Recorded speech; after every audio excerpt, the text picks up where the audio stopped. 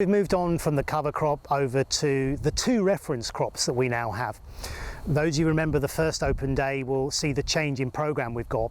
What we've done is pick a light sandy loam area of the field to plant our crop in at the typical times we would, and then we've also found a very heavy area of the field, which is a sandy clay loam, to plant a duplicate experiment, albeit slightly different randomization, but with the same treatments. We've changed varieties to two processing varieties, Innovator and Royal, with sort of nitrogen rates around where Marc, Allison and I think the optimum would be, and to look at the response curve to there. So what we've done is we've measured emergence, we've measured ground cover, and we found that there was a week delay in the heavy reference crop in emerging and obviously in the development of ground cover compared with the light. So the light had an advantage in terms of early emergence from the same planting date. What we've got now is a slide of ground cover of the light Innovator crop compared with the heavy Innovator crop, and we'll see in a moment the light, and then there will be a little bit later on in the presentation visiting the heavy area, and you will see the consequence of that visually in terms of photos of the plots.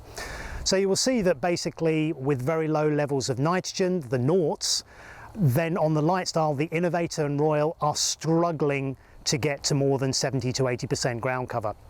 The rest of the treatments, albeit there's a little bit of noise, are largely similar in terms of reaching full ground cover, and they're all now pretty close to full ground cover. So we'll see some plots, pans in a moment. With Royal, it's the same story, just a more indeterminate variety. We've got dense canopies where we've applied high rates of nitrogen, but you can see the ground cover curves there on the light style, and we'll talk about the contrast when we get to the heavy area. Once we've finished with ground covers, Marc, Allison will talk about the yields from the early harvest that we've done, which show some interesting findings in terms of the harvest index that we've got for the different levels of nitrogen. So what we're looking at here is the Estima 0, showing the poor ground cover that we've achieved from effectively the soil mineral nitrogen that was there at the beginning of the season. We are in the Innovator 180 plot, the bottom of the range other than 0, and you can see it's at complete cover. And this plot here is Innovator 300 kilos of nitrogen. And now we move on to Royal, and this is the lowest of the commercial rates of nitrogen, 90 kilos, showing slight paling of leaves by comparison to the higher rates, which you'll see in a moment. And this is the highest rate of nitrogen on Royal, much taller, 210 kilos. So we've moved diagonally across the field now, and we're standing in the duplicate experiment, the reference crop heavy. This is the Estima 0N plot in the reference crop heavy. And now we're in the Innovator 180 kilos of N plot. And this is the highest rate of nitrogen on Innovator, 300 kilos. Now moving on to Royal, we're on the 90 kilos of N per hectare. And now on the highest rate of nitrogen in Royal, 210 kilos.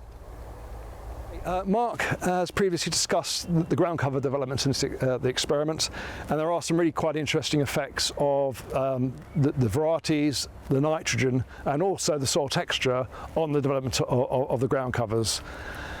What I'm going to talk about now is the yields, which we've taken a sample at 50 days after emergence, both in the light textured soils and on the heavy textured soils, so the harvests are actually a week apart. You can see where we've taken the harvest there from the guarded rows in the middle of the plot.